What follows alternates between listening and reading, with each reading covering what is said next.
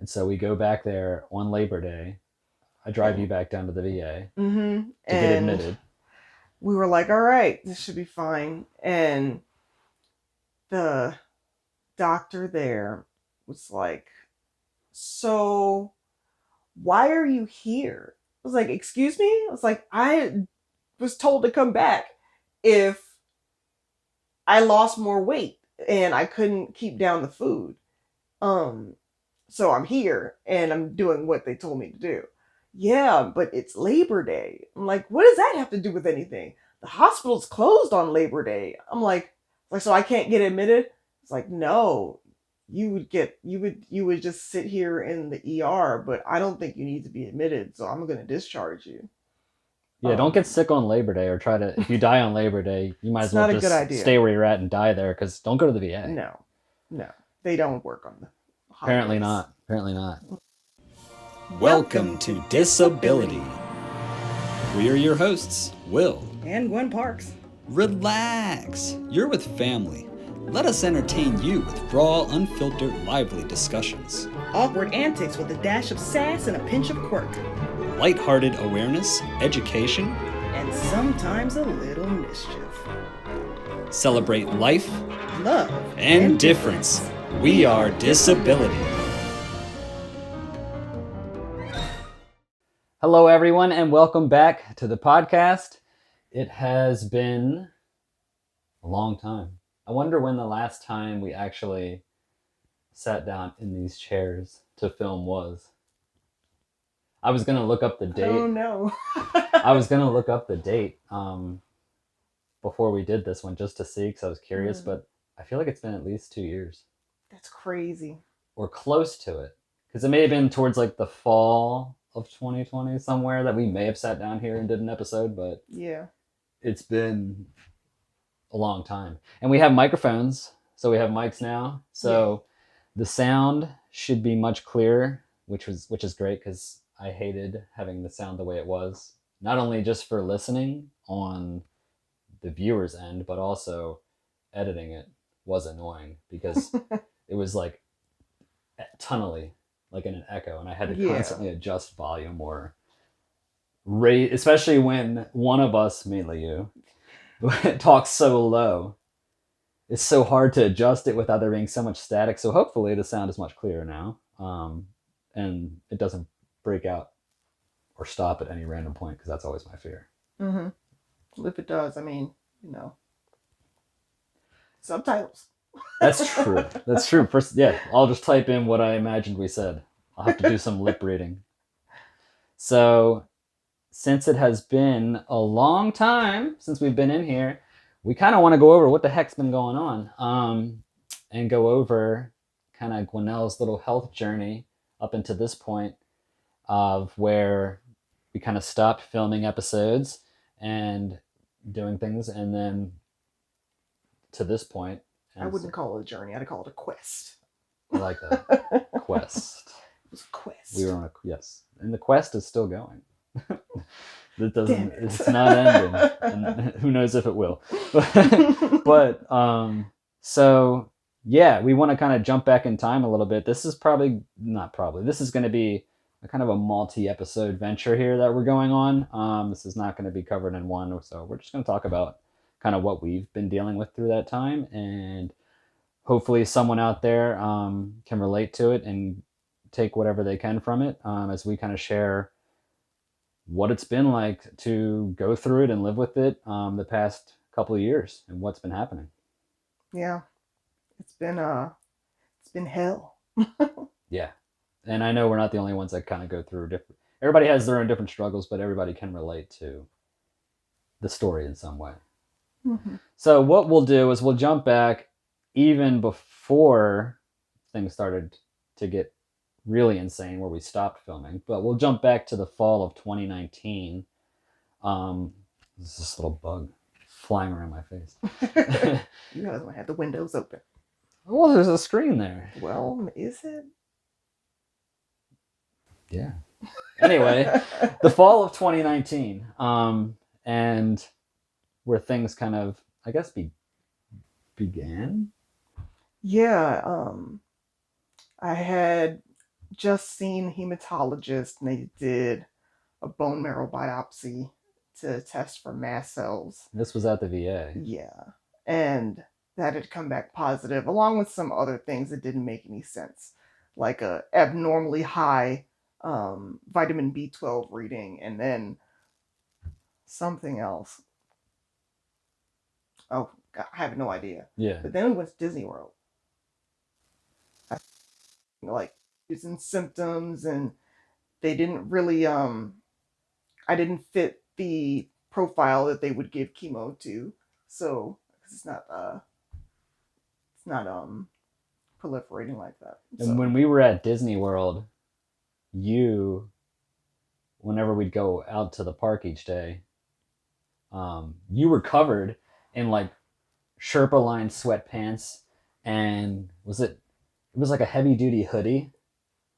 it was actually a winter coat, but it was like a light winter coat.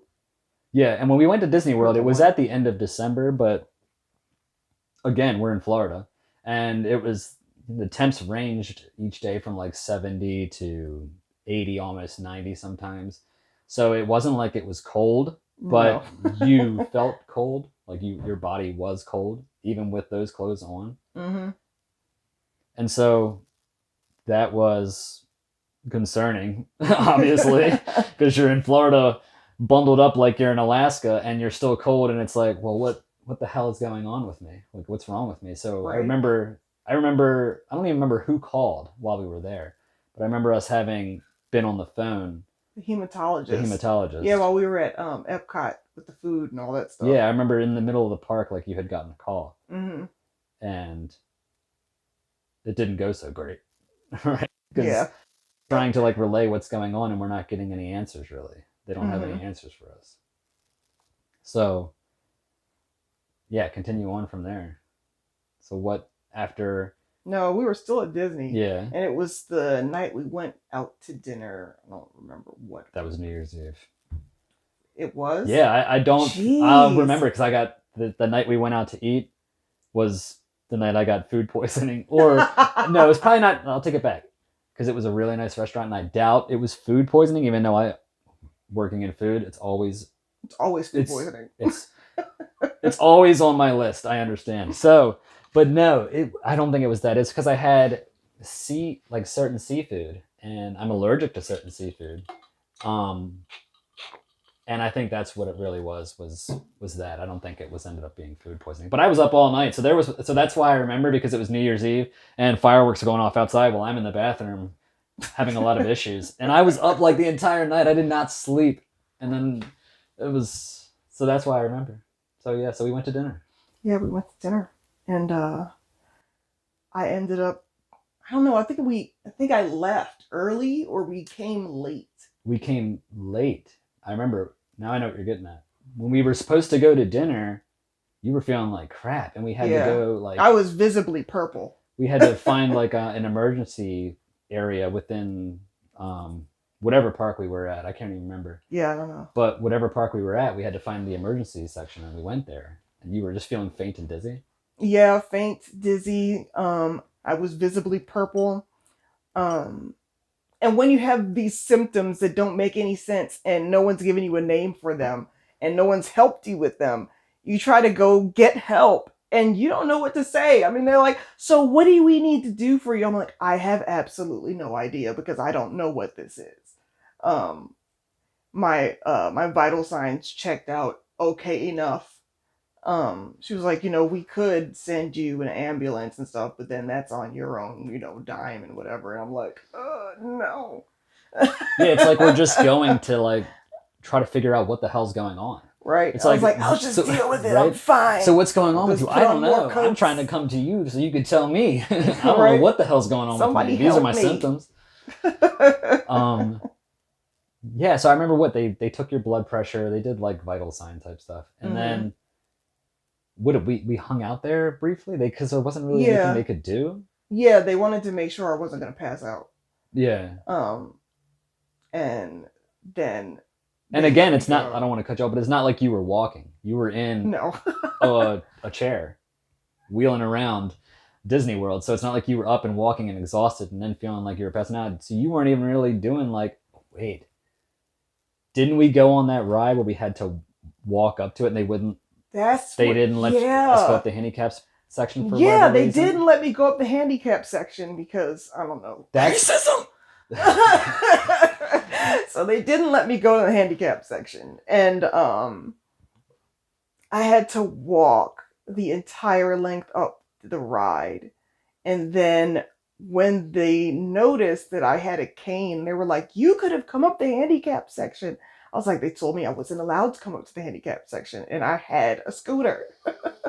And, you know, the really annoying part is then your dad, who just bought a cane for no reason, and he wasn't even using it. Oh, I got to the handicap section. I was just like, right. They offered him. He's just holding this. He's holding this like wooden cane that you could tell that he just bought as like memorabilia. Sir, do you need to use the handicap section? No, so asshole. So mad. So that's probably why, now thinking about it, now that we know, kind of like looking back versus in the moment, like symptoms and how you respond to them and what your body does, now it makes perfect sense as to why you were feeling faintish and like you were about to pass out, because you walked up and then back.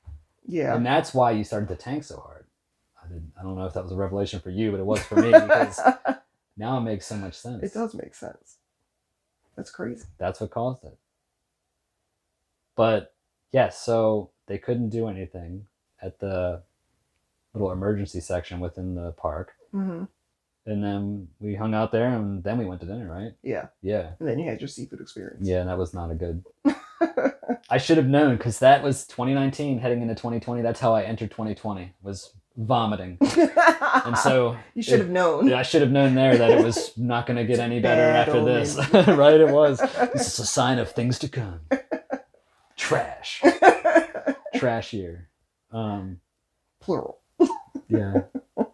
So is there anything else that was at Disney? Because I forgot. No, you all got sick. And then like for months we were like, do you think we had COVID? I didn't like get the sick. first Kieran was feeling like shit. Your My dad dad was feeling like shit. gave everybody else the sickness. I didn't get sick, screw y'all. Kieran was jacked up the whole week. Yeah. But I don't remember getting sick, but I remember like they were... You Kieran came was down feverish. after the kids. Did I? Mm-hmm.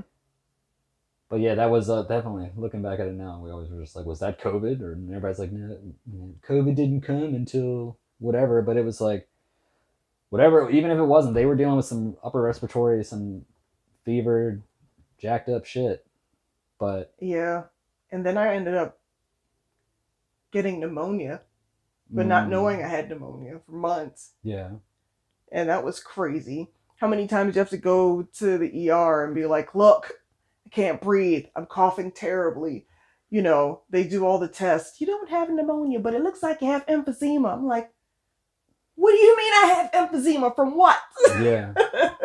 What exactly? What tobacco product do I consume? Mm-hmm. Ooh. Wow. Well, that's gone. So you were talking about having emphysema, or they saying you had emphysema at the VA ER, right? Yeah, and I didn't know what was going on. And I'm at home and I'm like, you know what? I'm going to treat this myself. Treated it myself. Ended up asking for a specific blood test from the hematologist. He supposedly sent it off. I went to the lab, and then I get a call from... No, then I look at my records and they come up, and I'm like, what is this pneumonia screen? Like, I wasn't supposed to have this. I was supposed to have a titer for something else. Yeah. And I called the hematologist and I'm like, what is this? And he's like, oh, I don't know. Maybe it was mixed up or something. And I'm like, okay, but it says I have pneumonia. So now what? He's like, oh, it's just walking pneumonia. You'll be fine. And I'm like, I've had this for like 5 months now. Like, somebody help. Like, what is wrong with you? Then called the PCP and she's like, oh, you'll be fine. I was like, what do you mean I'll be fine? I know, I was it's like, like- I've had this for 5 months. So then I'm back to treating it myself with plants. And yeah, I mean, eventually I got rid of it, and now my lungs are clear and I don't have anything in the scans anymore. But like, I could have just gotten antibiotics for 2 weeks. I would have rather did that. That would have Yeah. saved me lots of time and energy. Just give me the antibiotics. I know, you start That's all feeling I like, need. am I crazy? Am I the only one that seems concerned that pneumonia is going through my system? This Mhm. isn't like a cold that I'm dealing with here. All the doctors seem to think it's not a big deal, but you dealt with the effects from that for months, Yeah. and without being seen by anybody for it. And then I don't remember but we went back to the hematologist, and I think this was like the last time we saw him, and he was going over, I guess, the results that you had gotten, right? Hmm. And it was kind of like, you could tell it was one of those appointments where he was just going to try to usher us out after 5 minutes of saying, like, we tested for this, everything looks good, this looks good, this looks good. And then, okay, end of the appointment. But we grilled his ass for like 20 more minutes and made him sit there. And you could tell he was visibly uncomfortable because he wasn't expecting to have this type of appointment. He was trying to get us out the door and move on. Mhm. And when we sat there and actually were like, no, we're not, this appointment's not over yet. We have a lot of questions. Why are you still feeling like this? What's going on? If you don't have the answers, then why is she feeling this way? And you're saying that this test is showing, or if it's elevated, but then they say, oh, it's not that elevated and it's not this. Well, then what the hell? Then what's going on, man? Yeah. Because you're dealing with all these things. You're tired all the time. You cold all the time. You're dealing with like anemic type things. Mm-hmm. Dizzy, faint, and it's like, then okay, you're saying everything's fine. Clearly, she's not fine. So then, there was that was frustrating. Yeah. Um, At that point, I kind of checked out a little bit. and I don't remember was that after COVID began, or was that before COVID started that we had seen him and that occurred? That was before COVID started. Okay. Yeah. So that was probably February. Okay. Or, yeah, probably February. Okay. Yeah, because I guess it was probably sometime after, not too long after we got back from Disney, that we ended up seeing him and talking to him. Mm-hmm. And then from there, progressing into the summer of 2020, how did things start to decline for you? Like, what was happening to the point where we ended up ultimately having to go to the, where you spent that month-long stay at the hospital?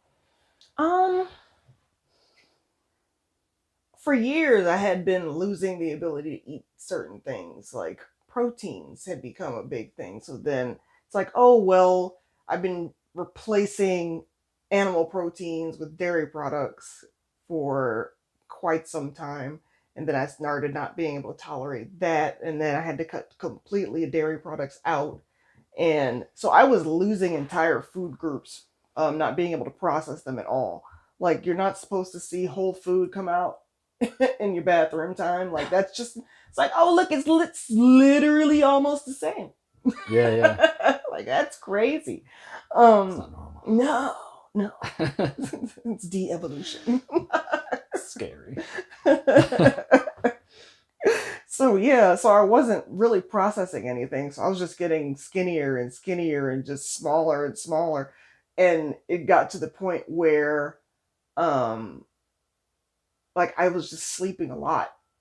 And I kept saying, just how was it just say? You were sleeping a lot. Referring to myself as like the poor unfortunate souls from Little Mermaid. Like that's all. Like it's like, that's me. That's what I feel like. Like that's what do you feel like? That I feel like that. Yeah. Like, somebody help. And it was really hard to describe it because I've been describing it for years, months, and no one's listening. They're like, oh, you're dehydrated. But then they would never give me fluids at the ER. Like, what kind of dumb shit is that? Mm-hmm. So I'm dealing with stuff like that where I know I'm like, I need this thing, and then you tell me I have this thing, but then you didn't help me with this thing, and you sent me home. That makes no sense. God love it. God love the VA. Yeah. Yeah. And then when you were losing, or when not, well, I guess, yeah, losing the ability to eat certain foods, as the summer of 2020 started progressing, you had dealt with the problem is you have so many conflicting things that you deal with. So when you start losing foods, then we start, like in the past, you've had mast cell disease. So you deal with that where you lose foods and you have like almost, well, not almost, but you get anaphylactic responses from different things, and then you can't eat them. So you've dealt with that before. So we just thought it was getting worse and worse and worse. Yeah. We didn't have any idea that anything else was going on other than that, because that's all the VI identified, and it was like, all right, we did it. We don't know what to do with it. Bye. Yeah, they basically said, okay, the mast cells are showing up, but we don't see anything else. And then they just kept telling us to go see Dr. Kirschenbaum to be seen, the immunologist, to be seen for the mast cell and, you know, the responses you're having to food. And so now I just remember all that bullshit that we tried to go through with getting to see him through the care in the community within the VA. Yeah. And I don't even know what happened, but their insurance didn't work with his insurance. Oh no, I had gotten the entire thing approved, but then the VA switched vendors for their outside insurance, and that approval didn't matter anymore. But they never told me about it. Everything else went through. I got an appointment, everything. Yeah. They got my records. Like, there was no glitch in the program except for who's paying for it now. So then I get to see him one time, and then they're like, there's something wrong with the billing. And I'm like, I don't know what you're talking about. So I go and call the care in the community people, and they're like, oh, well, how are you seeing him? He's not even on our providers list. I was like, how are you saying he's not on the provider list when he was the last time that we talked a couple months ago? And he said that his office was willing to fill out the paperwork and stuff if they had not already done so. Nope. Yeah, because so, then that just becomes out of pocket hell, and that wasn't fun either. Because then my PCP wasn't trying to let me get the prescriptions and things because he was an outside provider to the VA. Like, the system doesn't make any damn sense. Even if you were through a doctor through care in the community and you're like, okay, you have your PCP put this in. No, they wouldn't do it. Yeah, and the annoying part was it was so we ended up getting stuck with that bill, right? Yeah, I remember that. And the annoying part was it was trying to explain, like, we didn't make this appointment with him. No. It was made through care in the community. So the VA made the appointment with him. We didn't call and make this appointment. So the appointment that we had wasn't scheduled by us. You guys did it. And now you're saying, like, her insurance doesn't, the whole fiasco, you know what I mean? And then it's like, well, we shouldn't be stuck with this bill. We never made the appointment. You guys set it up. And now that VA switched insurances, it's not our fault. Yeah. But we ended up getting stuck with the bill. That's what always, most times people get screwed. You know, they don't, if it's, yeah, people get screwed all the time. And so they kept trying to push us to go to him. Now we're going through months of shrapnel just trying to get to him, and not being able to have it covered, which means if we don't get to have it covered by the VA, we couldn't go. Yeah. We couldn't go. And then the whole meanwhile, you're declining. You're losing weight. And he said, if you were able to get to me, I could prescribe you medicines, and then you would, you'd be fine. You'd be much better. And he was right. Yeah. And he stayed in contact with us with you the whole time, even though you weren't able to even actually go see him for an appointment. just because we were just trying to get advice at this point, like, I don't know what's going on. Like, you can't eat anything. And then, losing weight and all that stuff. And that was crazy because it was like, what the hell's going on? Like, she's clearly failing here. And Oh, you didn't have to say it like that. no, failing hard. You're clearly failing. And it's like, what is going on? Why is this happening? And like, how are we not getting help? It's like, what do we do? Like, that was tough. And all the while, I forget when you started seeing Hillary, your nutritionist. I really had just started seeing her within probably a couple months of having to go to Hopkins. I don't recall. In the summer. Yeah, I don't recall when I actually started with her, but I think it was that same year sometime. What was the initial appointment like? Why were you seeing because her? I just needed advice on what to do and how to replace things. Because I was like, I don't know what's going on, and the only thing that I have that I know of is this mast cell disease, and other than that, I don't know anything. So she was working with me with the whole like diet for mast cell disease and stuff like that, and since we weren't going to Dr. Kirschenbaum yet, and yeah, and talking with her as the weeks progressed, it got to the point at the end of the summer where she's like, you need to go and get a feeding tube. Like, you need to go into the hospital and get a feeding tube because your weight had gone down to 89 pounds. You were like skin and bones, man. And I was buying, like, it was crazy because you go from eating and then me going to the grocery store to buy Jello. I'm just making food for me and the kids, and then I'm buying like broth and don't hate on the broth and Jello to try to feed you, which is like, this is crazy. And then you're not even being able to tolerate that anymore, and you're throwing that up, and it's like it is for me, just like watching you sit there, and like, I feel helpless. Like, I'm giving you Jello, for God's sake. That's all I can give my wife, and then you're just not even being able to tolerate it. And so I'm just like, I don't know what to do. So that was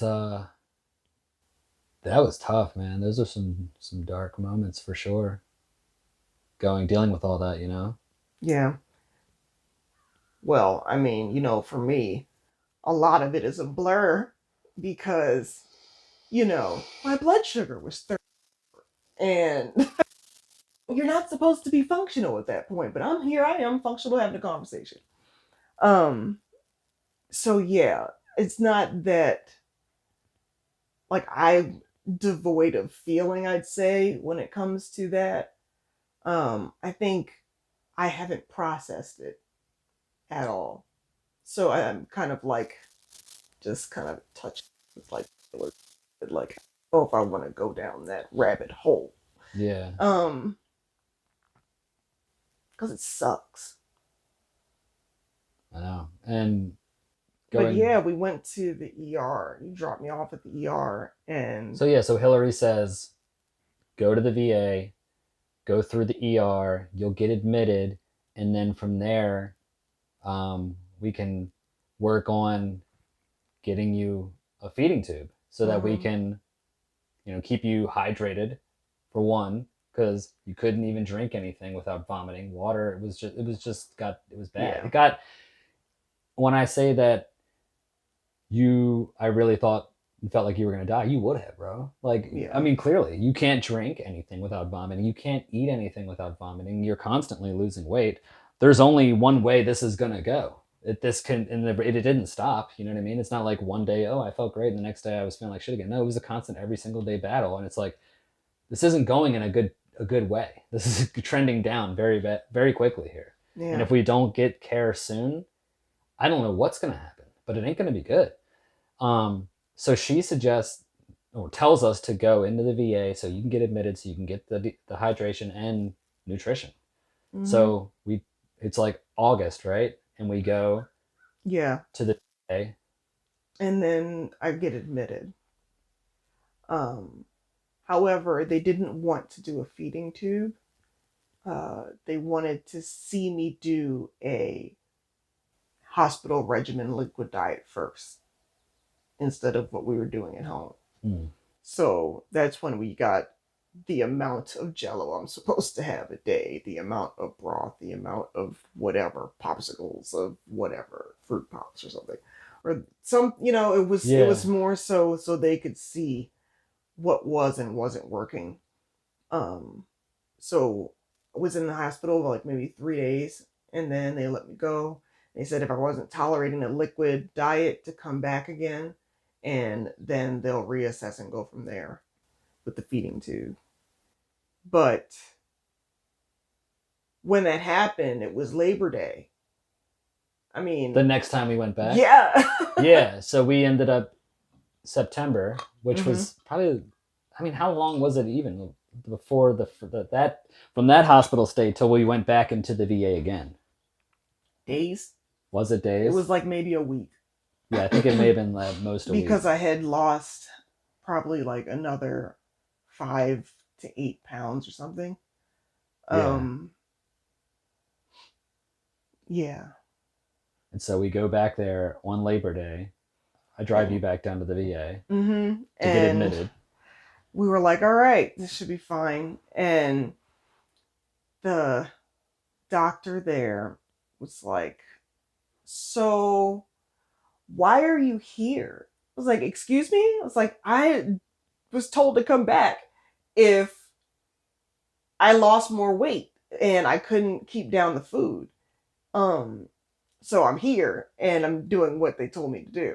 Yeah, but it's Labor Day. I'm like, what does that have to do with anything? The hospital's closed on Labor Day. I'm like, so I can't get admitted? It's like, no, you would just sit here in the ER, but I don't think you need to be admitted, so I'm going to discharge you. Yeah, don't get sick on Labor Day, or try to, if you die on Labor Day, you might as well just stay where you're at and die there, because don't go to the VA. No, they don't work on the holidays. Apparently not. It's frowned upon to go there on holidays. Needless to say, you drove back to the VA to pick you up, me up, and go home. Because they weren't going to admit you. And then they even suggested that 89 pounds might be a good weight for you. Oh yeah, that was fun. Right?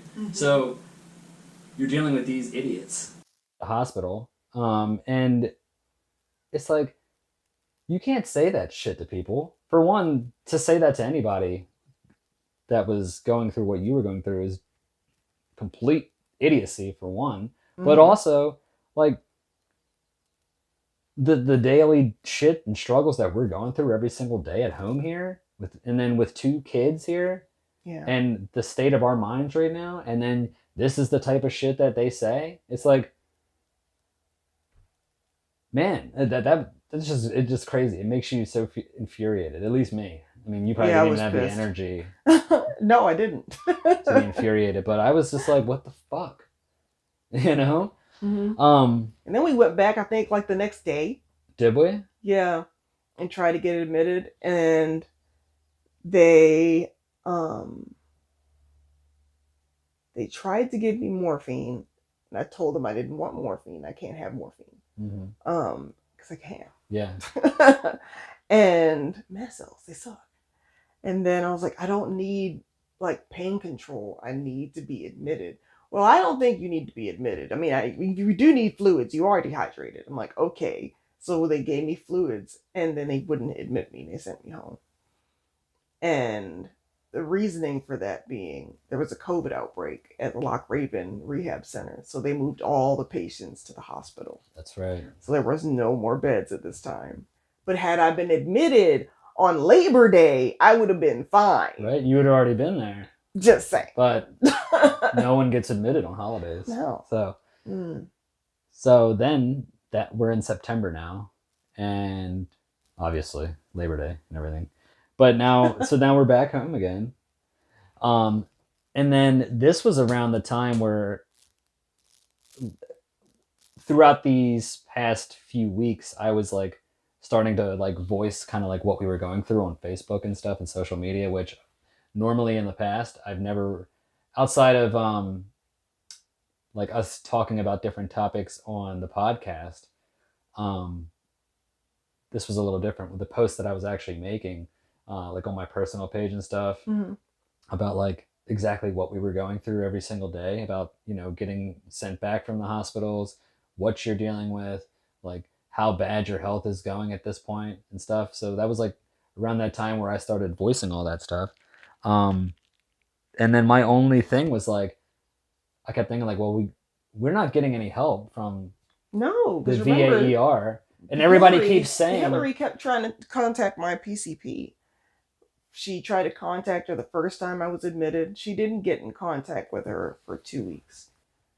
Yeah. No reasoning that why she didn't contact her or anything. So, because she was trying to coordinate so I could get admitted Yeah. and do it the best way they can possible through the VA. Yeah. Whatever that would have been. Yeah. But she didn't even pick up the phone. Give somebody a ring. Yeah. She's a big tool bag. Yeah.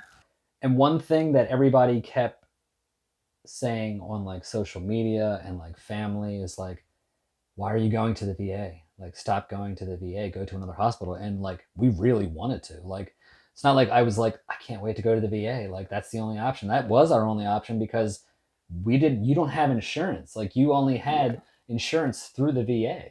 So if we went to another hospital, we knew that we were going to get stuck with whatever bill that was, and then we were going to be screwed because we don't have the money to, like, we were at that point in time, we were behind on like bills, man. Like, we were behind on the mortgage. Yeah. We were behind on a number of bills, and we were like financially like falling at that point. It's like there's no way that we at this point, especially, even though like obviously your health is like a concern, we need to get you better.